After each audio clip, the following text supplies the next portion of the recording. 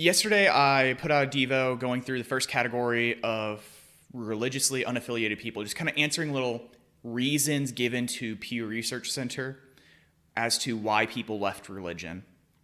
And today, I'm going to continue that on with category two, which is groups of people who say they dislike organized religion. And then we'll do one last video that goes through the last two categories because they're way shorter. So, I dislike organized religion as a reason for why people walked away from their childhood faith. One person said, I see organized religious groups as more divisive than uniting. I would point to the Cornell study I mentioned in the last one, a Cornell study from 2020 that basically said that religion takes different groups that would have lots of reasons to have disagreeing opinions and actually brings them around a common philosophy and causes them to agree with one another. That study actually paints it as a bad thing and basically says, it uses like the term suppresses, that it suppresses their views. It doesn't suppress their views. It gives them new views that they choose of their own free will to accept.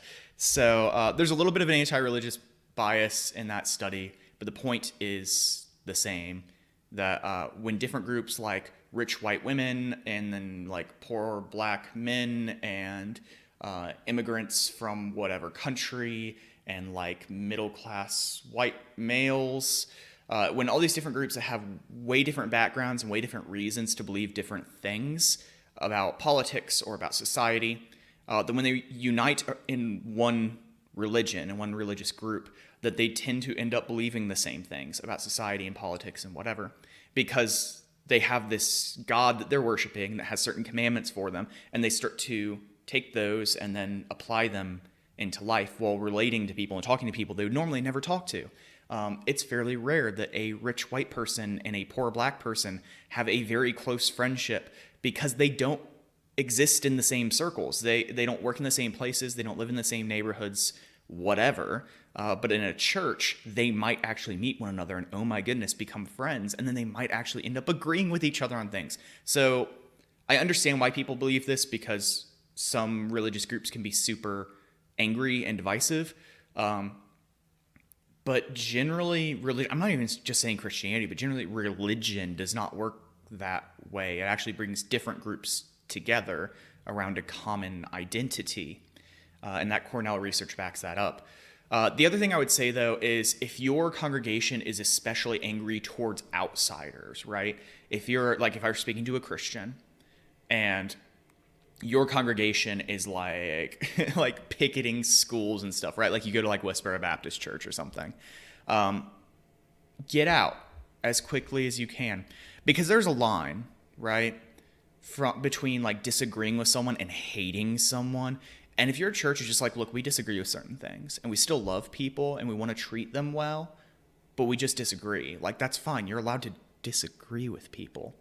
But if your church is saying like, we hate everyone that we disagree with, even including other Christians, we don't care, we hate them because we don't agree with them and they're evil and God hates them and whatever, like, get out very quickly. If it's just a congregational thing, like you have those people in your congregation, I would say as a Christian, go to your leadership and say, this is a huge concern for me and I want to help. And honestly, only do this if you're willing to try to help. And if your leadership says, yeah, we think that's an issue, we know there's some angry people in our congregation, we want to disciple them, we want to teach them about Jesus and help them be more loving, then be part of the solution. Do what you need to do to be part of the solution. But if your leadership is like, yeah, we hate them too, and you can get out of the church, then like leave and go find a real church, because what you're attending now isn't a church, it's a cult, and you don't want to be a part of that. So I get where this comes from. Religion should be a uniting force, especially Christianity. In most places it is, but there are people who are divisive and mean and angry and frankly evil. And if you find yourself in those circles, get out of there, man. Another person said, I think more harm has been done in the name of religion than any other area. This is just patently false. And I get why people believe it, though, right? They don't think this because they're stupid. They think this because they have reason to think this. You think like jihads and the Crusades and things like that, Spanish Inquisition, and you think about, look at all the people who've died in the name of religion. So I get where it comes from. The other thing, though, is wherever religion has gone, especially Christianity, wherever Christianity has gone, at least, I'll speak as a Christian, so things have gotten better. Most of Western society are agreed upon moralities based on Christian morality. There's been some work done on that, so you can go look that up, fact check me. Our modern university systems are by and large based off of Christian education systems. So even famous colleges like Harvard and Yale began as Christian organizations and still have seminaries for that reason, and became more secular over time, but they exist because of Christians, and most of our education system works that way. Basically, Christians thought it was really important for people to think for themselves and learn to read and write so they could study the scriptures and be a part of these little learning communities we call churches. And so they built public education systems in a lot of places, public and private education systems. And the largest hospital chains in the U.S., all but one of them, are Christian in origin, although I'm not sure if any of them are still Christian today. But Barnes Jewish is a Jewish hospital chain, so that's the one outlier, but the rest of them are Christian. So you owe our medical system, and not just in the U.S., but in the entire Western world, you owe medicine and education to Christianity. So it's actually done a lot of good. And then as for the harmful parts, especially wars, powerful people will find any excuse they need to manipulate their audiences into doing what they want. You still see people use religion today. Vladimir Putin appealed to scripture as an excuse for invading Ukraine. You see, especially conservative politicians, use scripture really badly to try to get votes. But not just conservatives. You'll see liberals do it sometimes. But religion is just a convenient power tool for those people. They're not religious. Donald Trump is not a Christian, but he quotes scripture from time to time to manipulate evangelicals into voting for him. Vladimir Putin is not a Christian, but he's going to quote scripture to justify the horrible affronts that he's doing in Eastern Europe. Despots and bad people and politicians and whoever is in power will use whatever tools they have available to them to manipulate people. And sometimes that's religion, but don't blame the religion for people misusing it. In the cases of truly religious people that just behave poorly, I get that. As a pastor, I see that, and it's horrible, but it doesn't mean that the religion is false.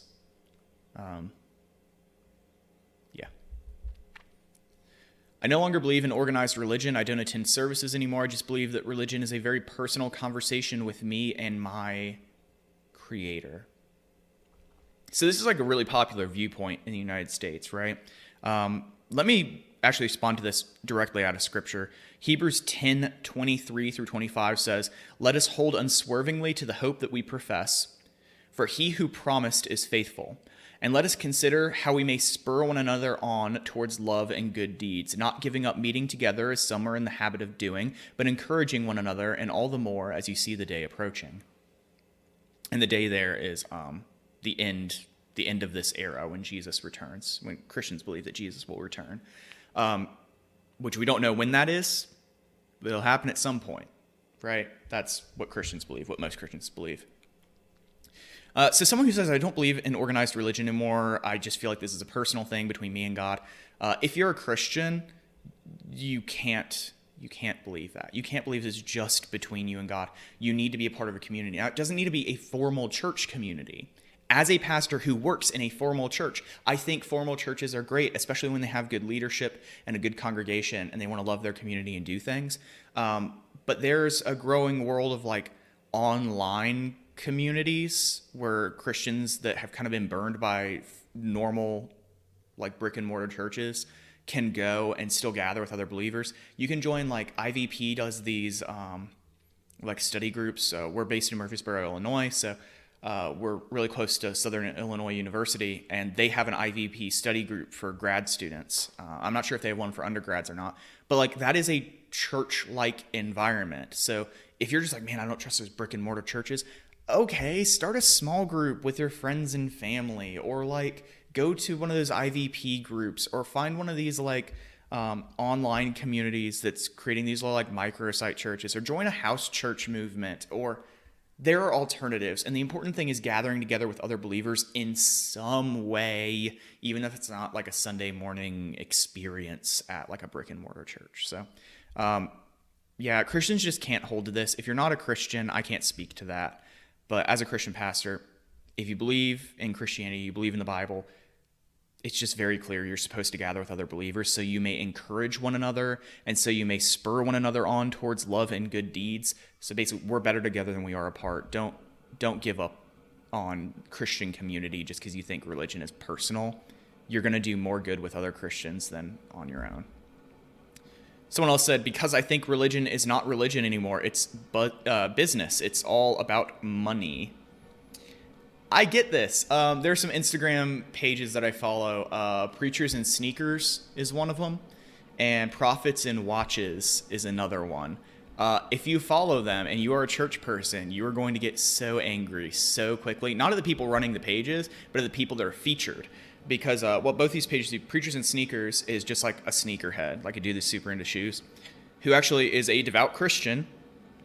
And notice that a lot of the pastors he was watching online, like the big name pastors, were wearing like super expensive shoes. And we're talking like hundreds or thousands of dollars, right?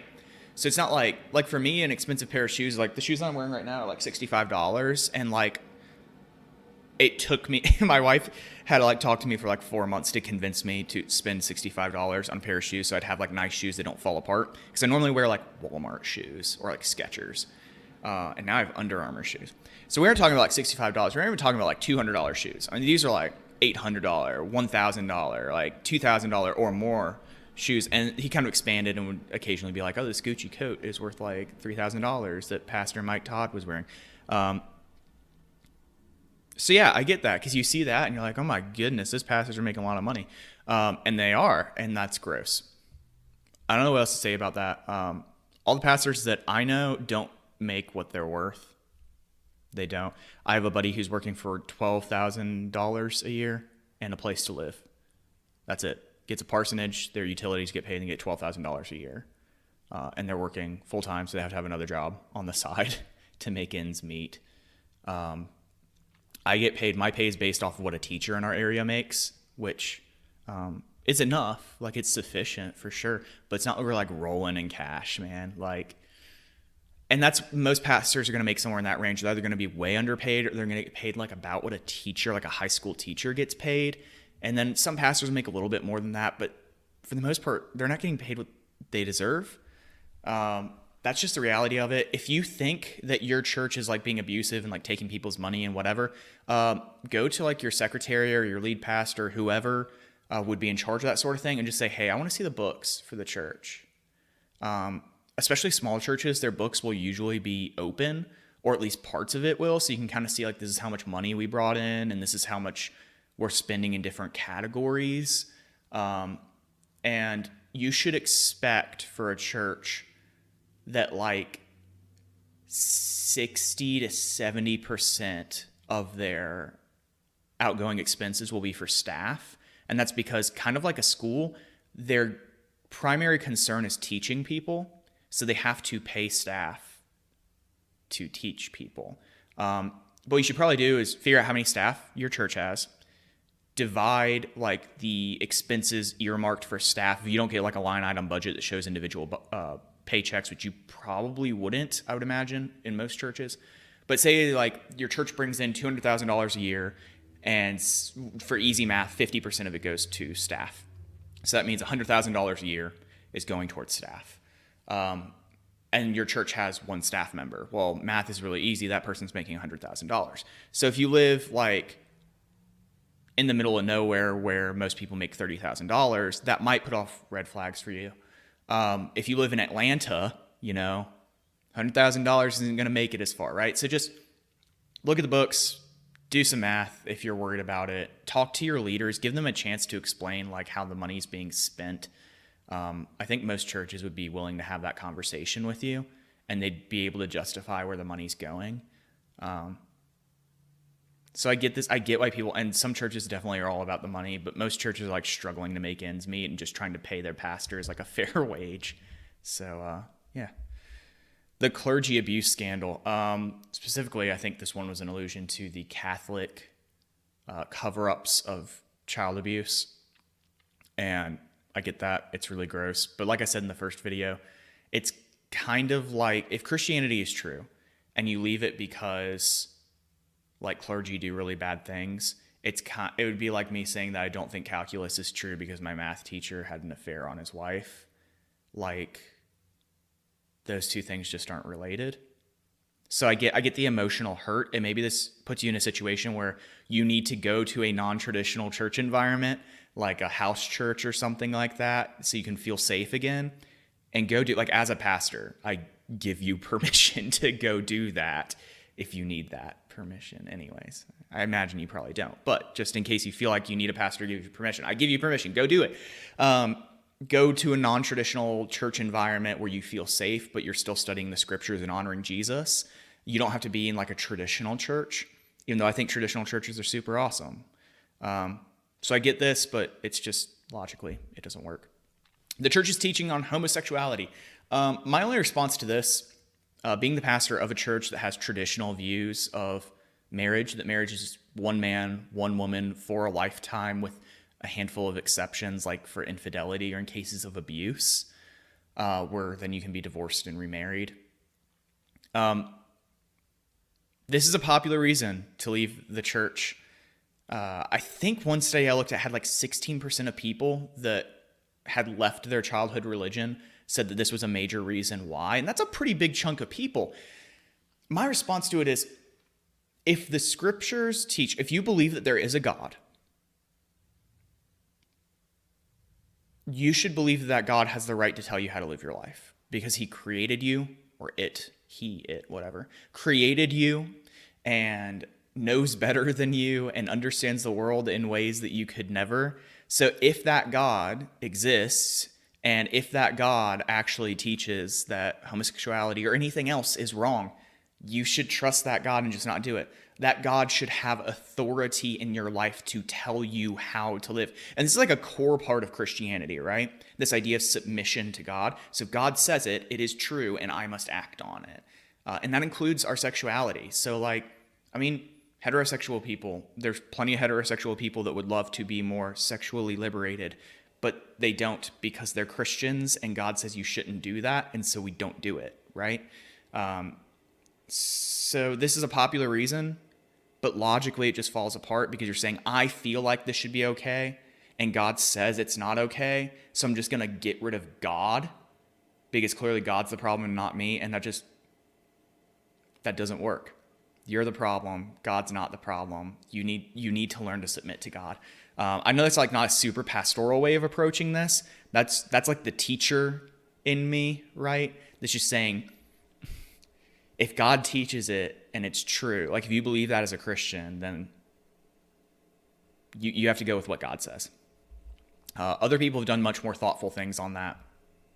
So Mike Winger is a great guy. If you want to dig into that and have like a really great teacher that is also a terrific pastoral voice, look up Bible Thinker or Mike Winger on YouTube or on Google, and look at his teachings on homosexuality in the church, and they're wonderful. So, category 3. We're going to do categories 3 and 4 together in a video that will come out tomorrow. So you guys are getting a lot of bonus videos this week.